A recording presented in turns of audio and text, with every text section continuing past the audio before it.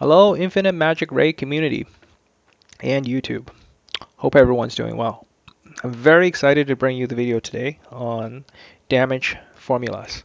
And ever since the beginning of this game, when I first started playing, I asked the question, and I asked it to the devs in the main Discord. Can you guys please post what the damage formulas are? Please post, what are the max min rolls for the different gear and artifact? Because this is something that many other games provide to the players, and it helps them min-max and pushing their account to the maximum possible limit based on the resource that they invest into this account. Now, it's been almost a year. I think it's with some discussion in our own guild, I thought, and some other content creator putting out bits and pieces of information over time. I thought maybe I'd take a crack at this topic as well and give you a little bit more comprehensive formula on how damage is calculated in this game. This knowledge is super helpful in order to figure out in what content, what kind of buffs and debuffs you want to bring, and how to maximize the damage you output. So without further ado, let's dive right into it. So let's first take a look at the formula for attack-based damage. And it's right here. Now this looks like this massive long formula. Let me zoom in here a bit so you can all see. We'll go into explanation about all the different pieces and component. You can see there are many multiplicative pieces. Please don't feel overwhelmed at this point. It's actually not that bad. I think the hardest part is understanding how attack and defense interact with each other. For the most part, you can just think of it as, oh, it's just another multiplier. So just multiply all the numbers together, you're fine. That's how damage kind of works in here, so it's not that bad. It's just really understanding how the attack and defense work there. We'll go into some examples later with the actual stats in game. Today in our video, we're just going to cover attack-based damage dealers.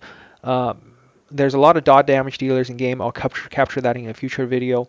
I think dot damage is a lot easier to calculate because really you just have to consider the base, whether it be attack or HP. Then you calculate it based off of mastery. And then you have some additional damage amplification buffs like deep burn, deep poison, and stuff like that. The hardest damage calculation in game comes to play when you're dealing with descriptions like additional damage. How many of you have a Nordak? I'm sure many of you have one out there. How many times have you seen your Nordak hit just like 50k or like 10k on a Brynhild? And then all of a sudden, the next turn, for whatever reason, you manage to do like 2 mil damage to it and one-shot it. Yes, there's some number calculation behind that. I'm seeking to uncover it. I will be working on that for a future video. Likewise, Agatha too. Agatha could be doing crazy amount of damage, also a very little amount. So when it comes to HP scaling, when it comes to description around additional damage that scales of shields or HP, those are a little bit tricky. So I'll be doing in-depth testing to be able to uncover those formulas for you. It doesn't seem like the devs will be willing to give that to us, the player base, so I'll be here to uncover them for you. So without further ado, let's dive into the formula for attack damage. The first part is to look at what your actual attack stat is. So this is your attack base stat. So if it's 10,000, you start with 10,000. And then you look at, do you have the attack up or attack down buff? And you see this is actually directly modifying what your attack stat is. To simplify things a little bit here, I want to be able to just write this formula out in a much simpler way. So I'm going to write it out here. I'll call this the damage reduction factor. And this damage reduction factor really is just 1 minus defense divided by attack plus defense. And it's a very simple formula. So this is the key thing. You really have to understand how defense, attacker, and attack interacts together. So remember in earlier videos, if you've been following me, I talked a lot about damage amplification, and I said attack buff. You give yourself a 40% attack buff, you're going to be doing more than 40% damage. It doesn't scale linearly. Like, for example, if you're using a, a say a bleed or poison hero, you increase your attack by 40%, your poison damage is going to increase by 40%. When it comes to direct damage, it's going to be different because of this particular factor. When you increase your attack, you're going to be increasing the denominator here, which makes this number smaller, which means the amount of damage reduction the enemy is going to take is going to be less. Likewise, when you break the opponent's defense, this number is going to get smaller, this number is going to get smaller, but overall this fraction here is going to get smaller as well. So when you defense break, especially when your opponent has a lot of defense, you're going to be all of a sudden drastically decreasing this number and doing way more damage from defense breakdown. So it really all depends on what the defense amount is. So I'll give you a couple of examples of why this matters. For example, in the guild boss, and actually in a lot of dungeon content, you see the boss is at a very high level, like 300, 400, and the actual hidden stat for these bosses, their defense are actually really high. So when you actually have land that defense break on the opponent, you will all of a sudden see your damage spike up a lot. However, you look at things like the World Boss event, you look at the Wuthering Coast, the boss level is only 100. So when you defense break those bosses, you're actually not reducing their defense a lot. So you're not actually getting a big bang for your buck for bringing in a defense breaker.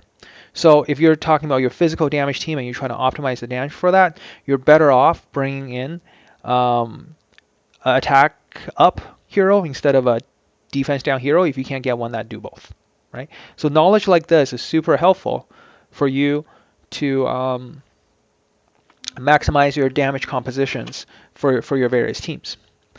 Let's look at the rest of the formula a little bit here. The scale buff damage is really easy to understand. This is something that a lot of the hidden wave heroes provide. So whether it be 40% increase to your scale damage or base damage, it's a straight up multiplier. So whatever you were doing before, if you happen to have that buff or debuff, that's like plus 40% or minus 40%. This becomes really important also thinking about damage mitigation. So they're all multipliers together. So if you can get something like, that skill down as well as the attack damage down, or get some sort of damage resistance, reduce the, your heroes take less damage, they all multiply together. And the attack buff. So this is why, in other videos we talk about why is Little Jack, his 40% attack down so important. It's not you reduce the boss's damage output by 40%.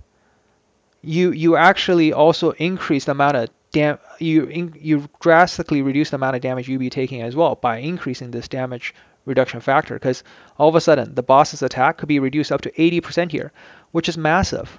So that's why if you're down to choosing, hey, what do I want to bring in as a damage mitigation hero for your team? Do I pick between consolidation? Because consolidation is really the opposite of enfeeble, right? So here, by having by enfeeble, when you have enfeeble up, you take 40% less damage. Here, when you have consolidation, you take 40% less damage. So consolidation is the same as putting wet 2 on your opponent, so you're taking less scale damage. But it's only the type of scale. You need both like wet and cold to be able to reduce both. But like if you get consolidation, you take less direct damage, 40%. So these two stack together. So in total, you'll be taking, if say you were taking 100 damage before, you'll be taking 60 with each. But if you have another layer of reduction on it, you'll be taking 36 damage. So a total of 64. However, the way the attack works is you are not only going to be, with 40% attack down, you're going to be taking less than 60 damage from that 100, and when you're going to be 80, you're taking closer to like 15 or 10. So that's why the attack down plus the Little Jack's damage is massive amount of damage reduction. So understanding how the formula work here drastically improves your game knowledge to be able to really bring the right composition that do the most amount of damage mitigation or do the most amount of damage output. Okay.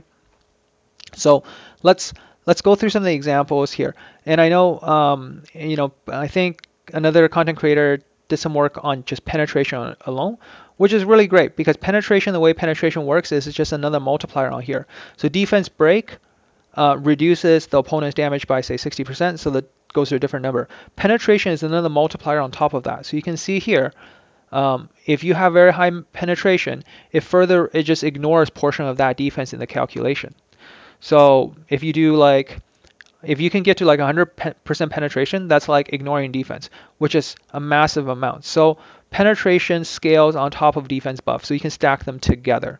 So let's take the example of say your opponent has like 10,000 defense, while all casters 60% defense down is going to bring it to 4,000. So you put 4,000 in the calculation. If you have a 50% penetration, then all of a sudden in the formula you will put 50% of the reduced amount, 4,000. So you put 2,000 in the formula. So you're going to be really close to like just hitting through without any defense. So any heroes that can ignore defense hits actually really hard. And if you're building teams here, say we got a hero that can ignore defense, and guess which hero actually has huge penetration? Brynhild, right? Brynhild's counterattack has very high penetration rate. That's why Brynhild hits a crazy amount.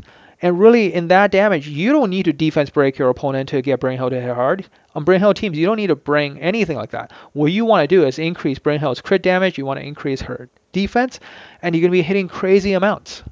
Or increase her skill damage multiplier, like bring something like Esther and get the 40% additional physical damage. So these things add more. That's why, for example, in Brave Child, right? In Brave Child, you will face Brynhild a lot, and you're deciding, okay, what buff do I want to bring onto my team? Getting defense up is not going to help surviving against Brynhild because those counterattacks just penetrate right through any defense you're getting. So understanding these little bits and pieces help you in your gameplay in every possible aspect. So hopefully, this was a really useful video for you. We'll close off with an example calculation here. We'll do something nice and simple. So let's first demonstrate a couple of things based on the knowledge that we have learned here. So first, the reason why I like to use space for demo because her multiplier is exactly 200%. It's an easy number on basic. Using heroes at force mark that have nothing on it, it makes calculation a lot easier. So first thing I'm going to show here is we're going to edit some of our stats. Let's put our attack at a very flat number here. We're going to put 0 penetration for now. We'll make sure we have plenty of HP to hit each other with. And let's talk about a couple of things in the formula here. I think penetration is probably the easiest to understand. Penetration is basically ignore defense. So right now, let's put the defense at 10,000 so they're the same. We look at this formula. What's going to happen is we're at 10,000 defense, bottom is going to be 20,000 added together. So the damage reduction factor is just 0.5. So our base stat is 10,000. There is no attack buff, so that's ignored. There's no skill buff, that's ignored. So we multiply 0.5. There's no enfeeble, there's no damage reduction. We're not going to be critting, so let's just make sure we don't crit. 0,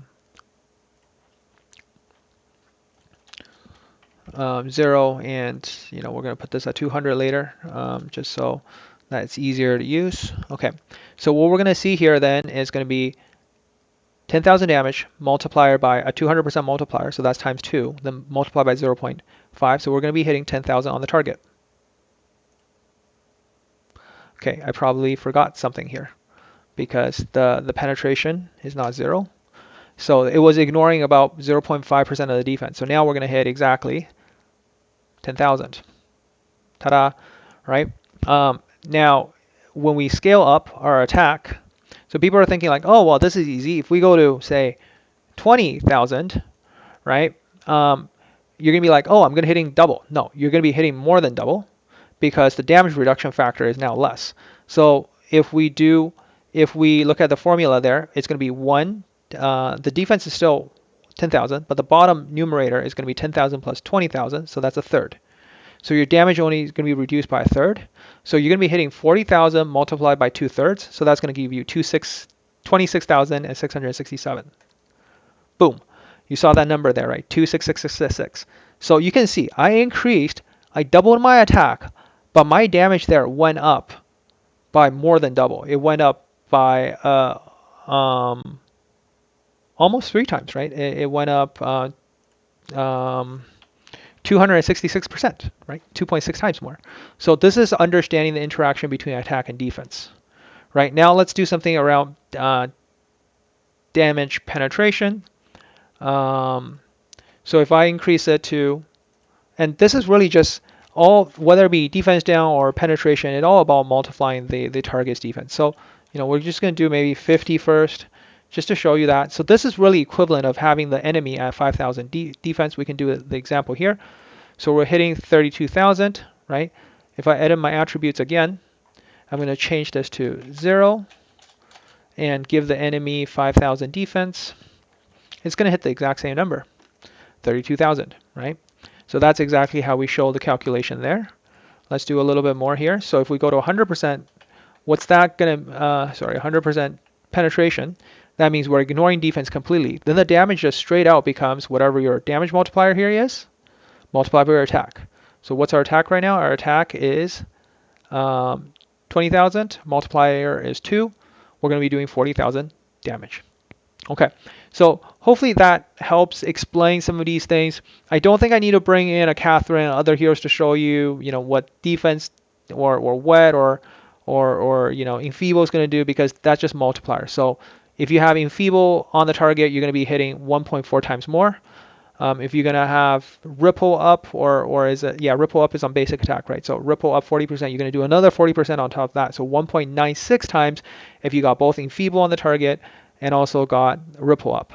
So think about the benefit of bringing in some of these heroes that have multipliers. They really just multiply together. So yeah, there is no diminishing return when it comes to these complementary buffs. So that's how you really stack up to get a nice damage per screenshot, as some like to hit really big numbers out there. Okay, let's talk about critical damage a little bit around tenacity. Have done some testing around that as well. What you will find is that you cannot reduce your opponent's tenacity below 0. So even if there's 0, you got the tenacity down, where it's still going to be 0. So your crit damage is not going to increase beyond whatever your maximum critical damage is. However, if you have tenacity up, it will reduce it. But you cannot use tenacity to reduce the critical damage below 100%. So their critical damage at least is going to hit as much as the non-critical damage. So I'm going to just show you what that looks like right now. So let's edit the attributes here. So I'm going to allow space to crit all the time. We're going to do 200% crit damage here. We're going to increase the tenacity of the enemy to 100% as well. So what we're going to see is our base damage, I think, was 40,000 before, right? But our crit is still going to be at 40. Now, I edit my attributes again. I'm going to have 300% crit now.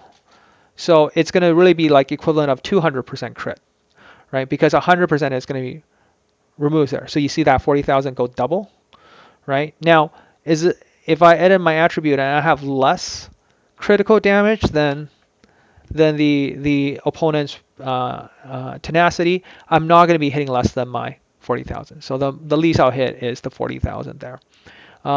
So hopefully that clears things up. Misnomers around, hey, let's reduce the tenacity even more. Tenacity down is going to increase my critical damage by another 60%. No, it doesn't work like that. There's a minimum. Yeah, it just doesn't work like that. You cannot go negative and the negative gets added on as additional multiplier. There is a min cap on critical damage there. So in terms of your value, when do you want to bring tenacity down? Well, if you got heroes that increase opponent's tenacity up, or like have passives that do that, bringing tenacity down will definitely add value. It allows your critical damage to go through even more.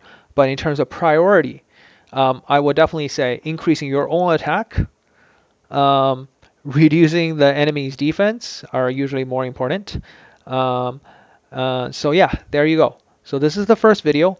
I will be spending time to investigate understanding the damage of Brynhild's like defense-based heroes, investigating things like Nordak with additional damage. How does that actually work? And also heroes like Agatha, which the damage is highly variable too, depending on the situation. So hope you look forward to those videos. Gandalf out.